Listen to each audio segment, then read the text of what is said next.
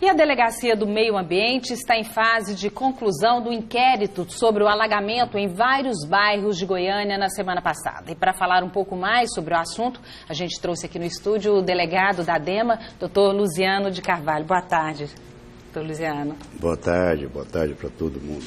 Boa tarde, doutor, seja bem-vindo. Já tem alguma conclusão desse levantamento, desse estudo? Olha, nós estávamos prevendo que hoje seria o dia de encaminharmos a conclusão, o procedimento para o Poder Judiciário. Estávamos trabalhando muito com a questão técnica, laudos da Defesa Civil, da Secretaria de Infraestrutura e da própria Polícia Civil.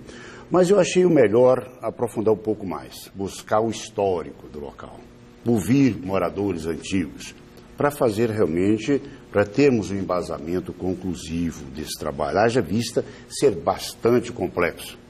Olha, há 20 anos, por exemplo, começou-se ali a fazer entulho às margens do manancial do Anicuns. Olha, entulhou tipo 2 quilômetros, aquela área toda, quando chove, ela vai para o outro lado, aí vem o de cá também. Ou seja, são várias irregularidades, a utilização desses entulhos. Aquilo ali era um rio sinuoso, hoje ele está reto. Ou seja, houve uma agressão à natureza muito grande. Tudo ali querendo corrigir acabou atrapalhando mais. Agora, sempre houve inundações.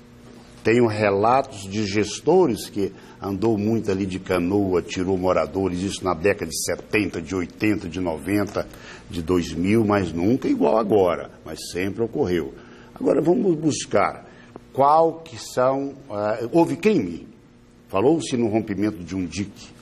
Então nós podemos afirmar tecnicamente que o dique rompeu, mas esse não foi a causa da inundação. Então, Luziano, só para a gente entender, o que é esse dique? Esse dique é um barramento que foi feito, um aterramento às margens, tanto do Cascavel quanto do Anicuns, para que quando ele saia fora da caixa, ele não saia. Há uma contenção. Só que se esqueceram que vem também a água de chuva do lado de fora dos loteamentos. Essa água, ela é drenada para o rio. De repente, encontra-se um dique pela frente, com a rede pluvial, que ela não comporta, ela não aceita o retorno da água de chuva, porque o nível do rio sobe. Ali tem um dispositivo, uma boia, que não deixa a água voltar. Ora, quando não volta, mas também não vai. Então há esse barramento natural. Foi isso que aconteceu. E o rio Anicuns, a 700 metros de onde houve o rompimento desse barramento, desse dique, ele transbordou.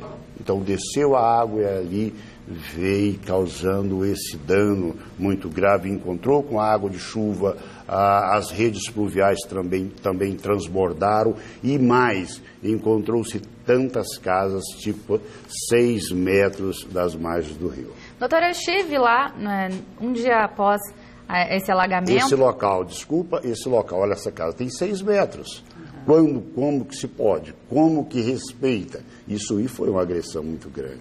Olha a distância também, tudo na área de preservação permanente. Em alguns casos, alguns moradores, eles tiveram que sair nadando das casas. Os bombeiros jogaram colete salva-vida para as pessoas saírem nadando. A água aí atingiu quase 2 metros de altura. Tem um prazo para a conclusão desse inquérito? Qual a orientação, já que as pessoas já voltaram para as casas e o período de chuva ainda continua? Olha, ali o risco ele é real. Se caso acontecer hoje uma chuva igual a que aconteceu, vai voltar tudo como era antes e inclusive o local de rompimento vai ser o mesmo, que está mais frágil, onde foi feita essa correção no dique, não é? Então, o que a gente realmente sugere como forma definitiva é retirar essas famílias das áreas de preservação permanente e imediatamente recuperar essas áreas. O que estão fazendo é escondendo o rio Anicuns, e esse rio precisa ser amado e não um problema. Doutor Luziano, essas moradias não foram construídas de ontem para hoje. Não é? Quer dizer, nós tivemos a sorte de nunca termos tido uma chuva como tivemos esses dias, uma enchente como essa que ocorreu. Esse cuidado com essa preservação, com essas irregularidades, ela devia então já ter sido prevista, devia estar acontecendo, né? A gente não responde uma pergunta com outra. Mas alguém já respeitou a questão ambiental nesse estado, nesse país? É preciso acontecer algumas tragédias para mudança de comportamento, de atitude, ver que a questão ambiental é séria. A água é um problema sério. Nós estamos destruindo tudo. Cadê as matas ciliares desse rio Aricuns?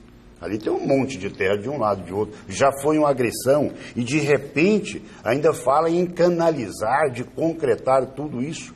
Fica pior ainda. Então, afaste, respeite essa área do rio. Isso é resposta, é vingança da natureza. São quantas famílias, quantas casas são, quantas famílias? Olha, nós estamos levantando ali, de qualquer forma, fala-se em 350 famílias atingidas nessa área. Agora vamos mostrar que a rua, ela tem que ser a mais próxima do rio e não divisas com lotes, com casas. Porque quem está na casa, ou ele fica próximo, ou utiliza dos mananciais.